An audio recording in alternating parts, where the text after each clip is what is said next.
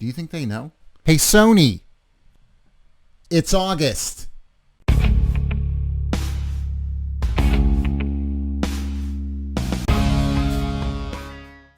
Good morning, good afternoon, good evening, whatever time it happens to be where you are, and thank you for spending some time right here with Bauer Kills. So today we're going to talk about what the hell Sony is doing with their PlayStation 5 marketing. Does anybody out there have any clue? Because it makes absolutely no sense in the world to me. I've been meaning to speak to you about this. I can't read these words. They're not in the right order. Hello, fellow American. This you should vote. Me. I leave power. Good. Thank you. Thank you. This doesn't make any sense. But before we get into that, let's just take care of a little bit of business real fast. Do me a favor, click that like button, hit that subscribe button, and then click the little bell for notifications, and make sure you select all notifications so that you can see anytime I upload a video, and share this video. That one's really important. If you could take 10 seconds to just click that share button and post it somewhere if you think somebody out there will have value, I'd really appreciate if you took the time to do that. So enough of that.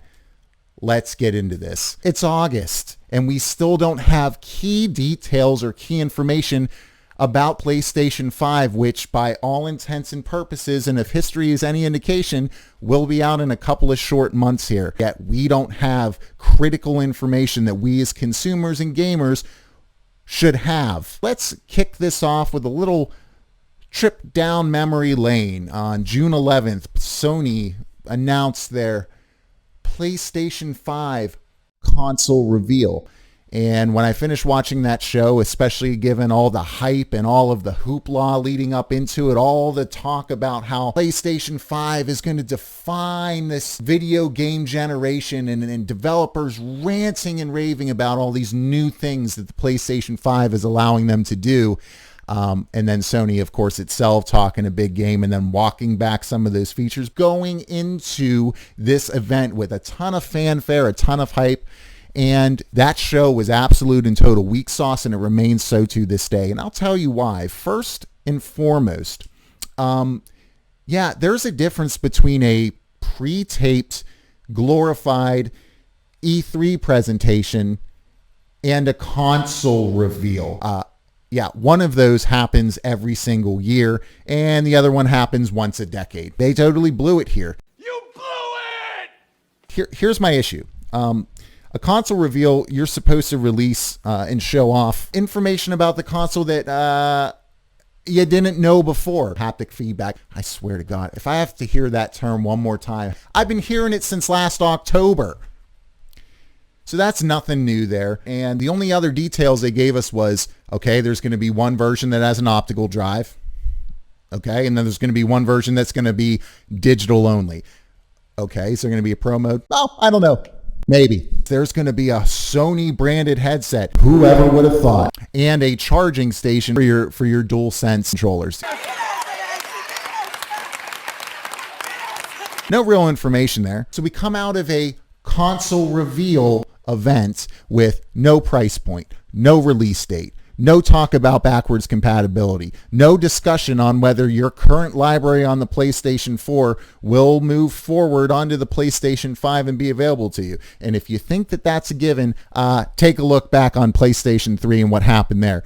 I remember thinking, and everybody else in the community, that it was a given that everything that you bought on that PlayStation Network on your PlayStation 3 would seamlessly carry over to the PlayStation 4. Except it didn't. None of it. For the love of God! That was unbelievably infuriating.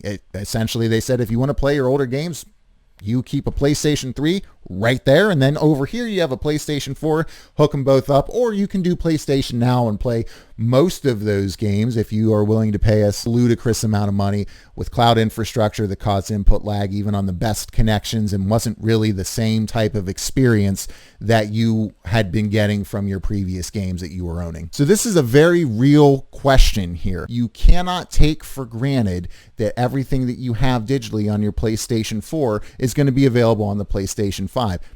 No discussion of any of these things were to be found. We also know that this console is going to be in not only very high demand, but we've known for months and probably close to a year now that they're going to run a significant shortage here as well. So how do consumers get ahead of that?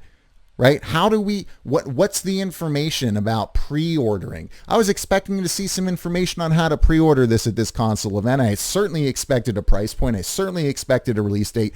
We got none of those things. And here we are on August 5th after that piss poor excuse of a console reveal, and we still don't have any of this information. Let's start with the lack of a price point. Now look, I'm not an idiot. I understand what Sony's doing. I get it. I'm not dumb. Equally handsome, equally smart. I get that Sony's trying to wait out Microsoft so that Microsoft will announce their prices and then Sony can come in and either meet them or maybe undercut them a little bit, or maybe even seeing if that's something that they'll even be able to realistically do. But listen, when you have 105 million units in living rooms right now, not shipped, in living rooms, today and counting, you don't need to wait out Microsoft on the price point, because you know that people are going to buy your console because of the exclusives, because of your last generation and how you just totally crushed and dominated it.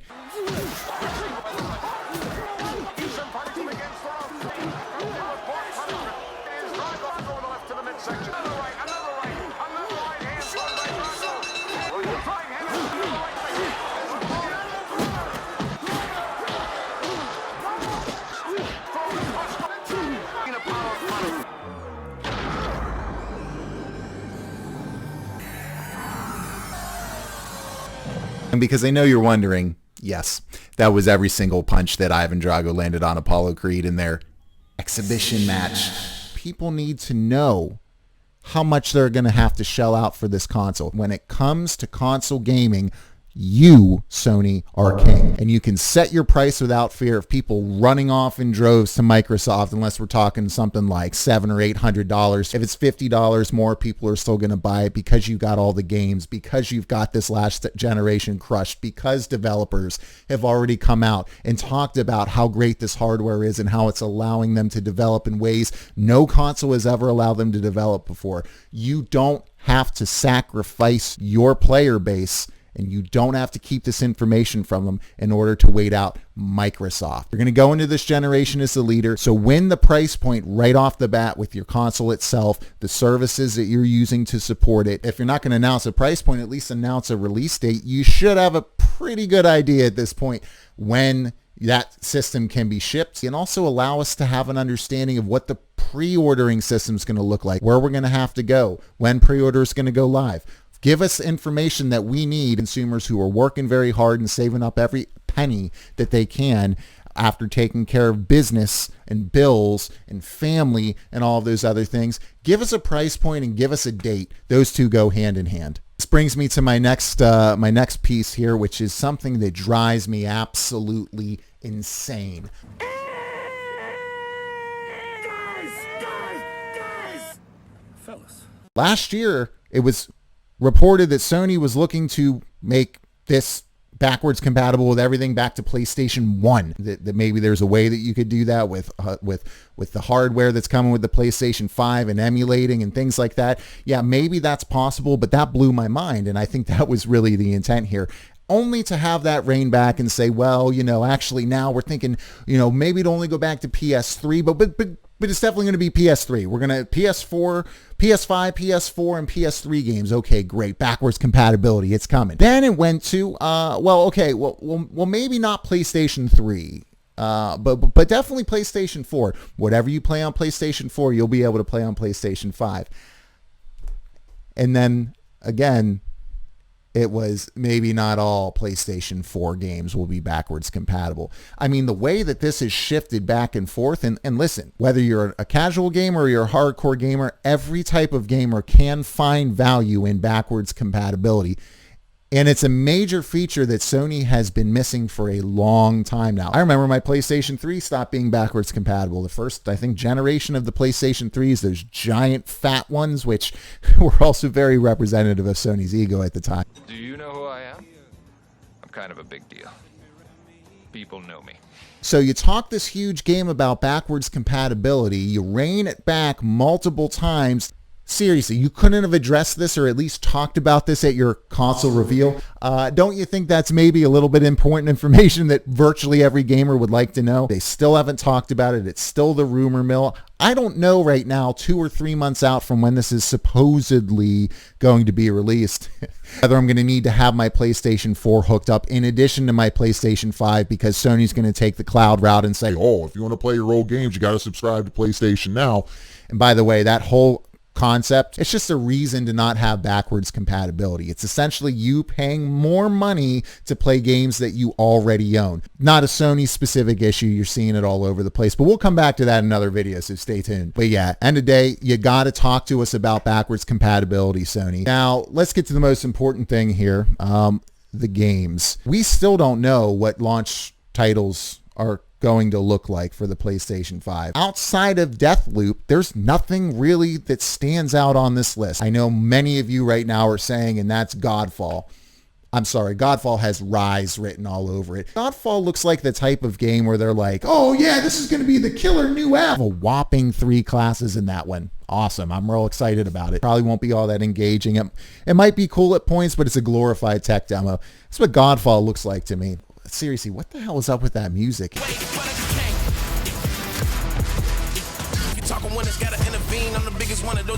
It was so random and so jarring and out of place. All right, so you got Godfall there. Don't really have high hopes for it. Who out there is going, you know what? I got to get Bug Snacks. I got to get it. Bug Snacks is where it's at. If you don't got Bug Snacks, you don't know what you're doing.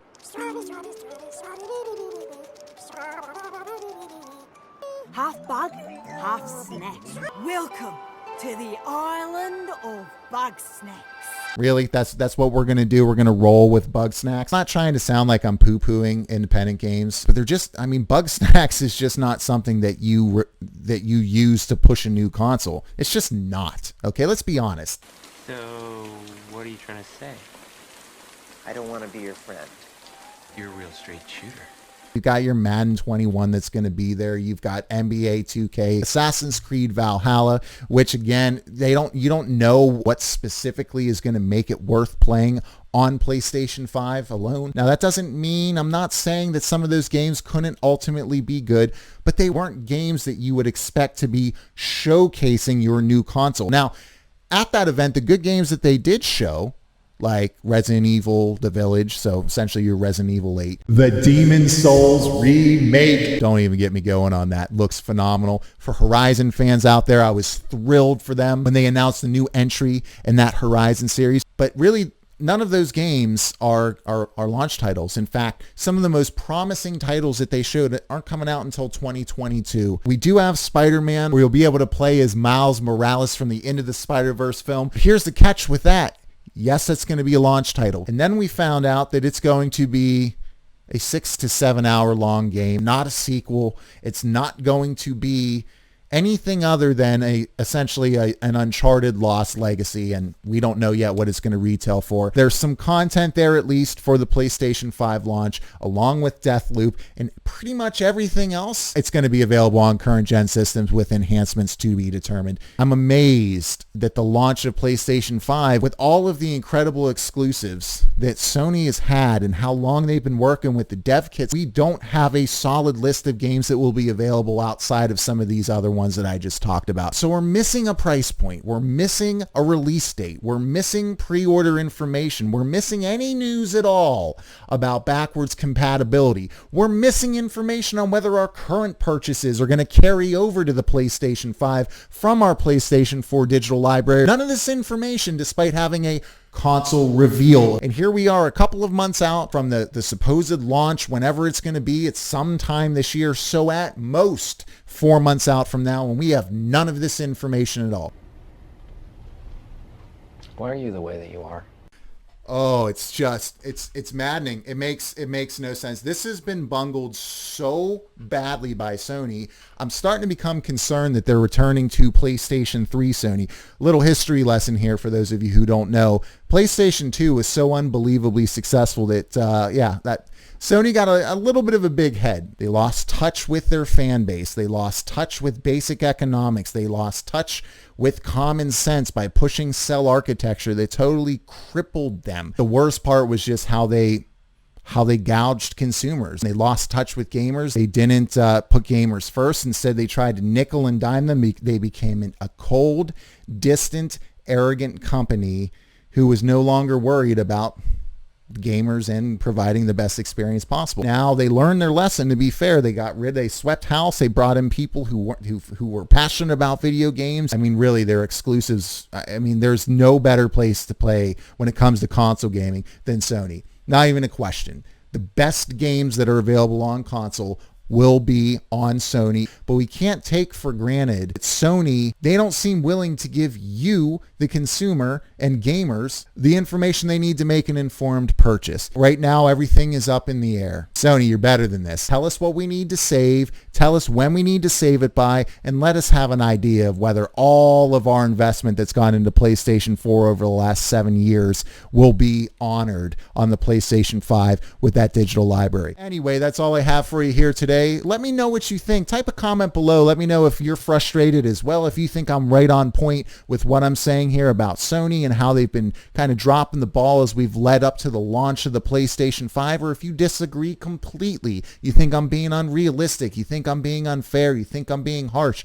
Let me know. I love hearing differences of opinions, and I love hearing what your perspectives are out there, and I would love to engage with you and talk with you about them. But for now, that's all that I have for this episode of Bauer's Babble. Share this video if you got value from it. Like, subscribe, and click all notifications, and we'll see you on the next video.